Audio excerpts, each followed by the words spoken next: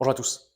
Aujourd'hui, je voudrais examiner brièvement, je rassure, la question de savoir comment des partis comme Écolo et Groen ont pu mentir sur la question du nucléaire aussi longtemps, de manière aussi effrontée, sans qu'il n'y ait de réaction, avant que les gens ne se rendent compte qu'effectivement tout cela risquait de les plonger dans la misère énergétique, avant de les plonger dans la misère tout court.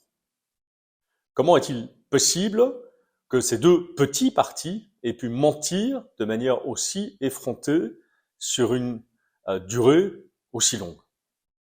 Eh bien, cela n'aurait pas été possible si il n'y avait pas eu la complicité des médias, de la presse traditionnelle. En effet, 46%, d'après la dernière enquête statistique que j'ai trouvée, publiée d'ailleurs par la RTBF, 46% des journalistes belges francophones votent écolo. Je suis absolument convaincu qu'on aura la même proportion si on faisait une enquête en France.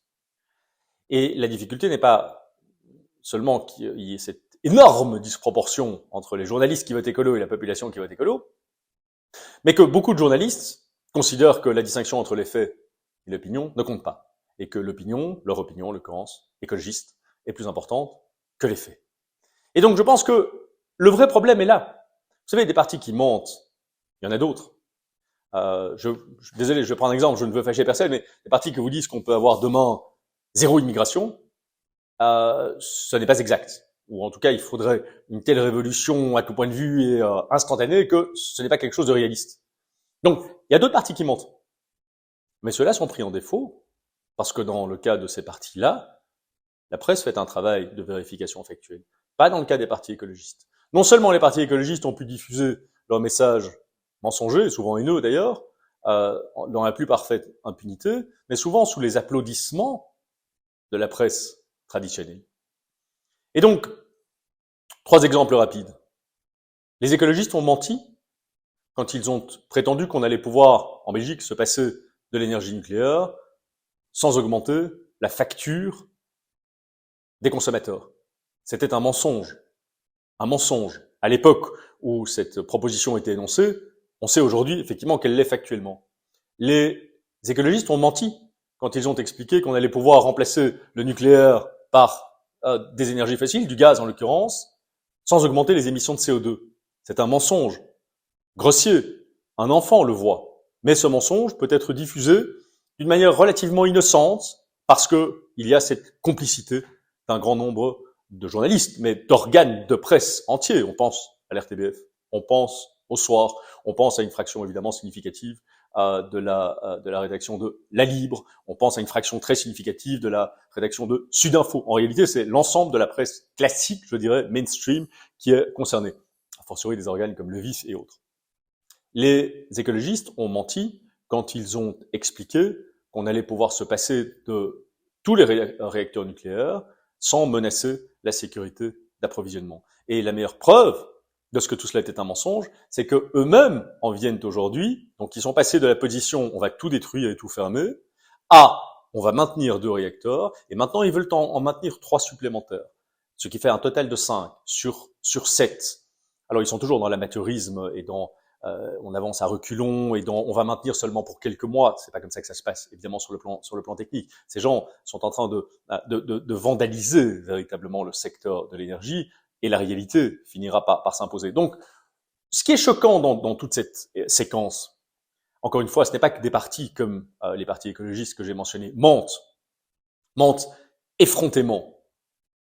Ce qui est choquant, c'est qu'ils aient pu mentir avec la complicité de fait de la presse, qui n'a pas exercé son devoir, particulièrement lorsqu'elle est subventionnée par le denier public, ce qui est le cas de tous les organes de presse traditionnels, pas seulement la RTBF, tous les organes de presse traditionnels, subventionnés donc par le denier public, n'ont pas exercé leur devoir de critique factuelle à l'égard de ces partis. On a là un problème démocratique majeur.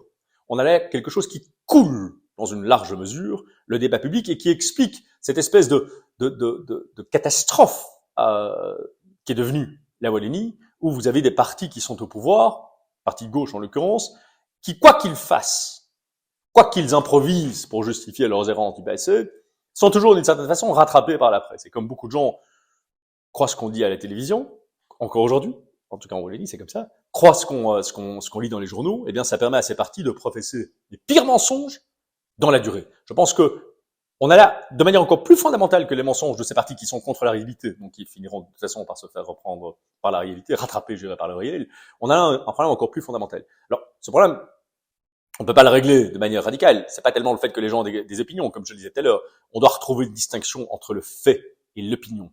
Entre le fait et l'opinion. Un journaliste qui considère que son opinion est plus importante que les faits ne fait pas son travail, trahit en réalité le principe même de sa fonction. Alors, il ne faut pas réagir de manière haineuse par rapport à tout ça. Il ne faut pas réagir de manière violente. Il faut simplement diagnostiquer le problème, le poser de manière claire, structurée, rationnelle, en accepter la réalité pour pouvoir après ça effectivement dégager un certain nombre de solutions. Alors, quelles seraient ces solutions?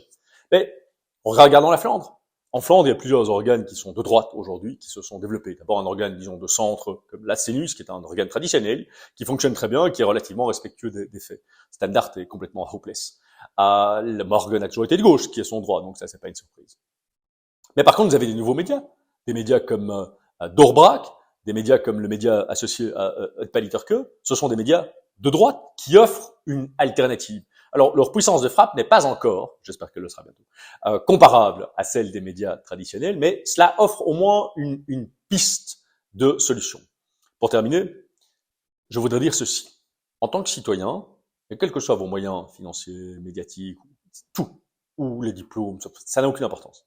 Vous avez toujours un pouvoir dans le monde dans lequel nous sommes maintenant, le pouvoir de vous exprimer. Quand vous constatez qu'un journaliste trahit sa mission, en ne relevant pas les mensonges factuels, je parle des mensonges factuels parce qu'on peut avoir des valeurs différentes, des mensonges factuels avérés, des écologistes, des partis écologistes, mais également des grandes organisations écologistes. Ne vous limitez pas à Écolo et Groen, qui vont se faire écrabouiller et vaporiser aux prochaines élections. Certes, mais il y a aussi Greenpeace. Il y a des grandes multinationales très puissantes qui, en Allemagne, gèrent virtuellement le secteur de l'énergie depuis 10 ans. Quand ces gens sont pris en flagrant délit de mensonges factuels, dites-le. Faites une vidéo. Faites un article sur les réseaux sociaux, écrivez à l'auteur de façon respectueuse. Être injurieux, c'est toujours contre-productif dans ces cas-là. Essayez simplement de rétablir la vérité. Il n'est plus acceptable qu'il y ait des partis qui violent le réel, qui mentent et qui accumulent mensonge après mensonge après mensonge, et la conséquence de cela étant la misère qui va se répandre dans nos sociétés, puissent continuer à le faire dans la plus totale impunité. Il faut agir, il faut réagir de manière rationnelle, non violente, non injurieuse, mais intransigeante. C'est en tout cas mon sentiment.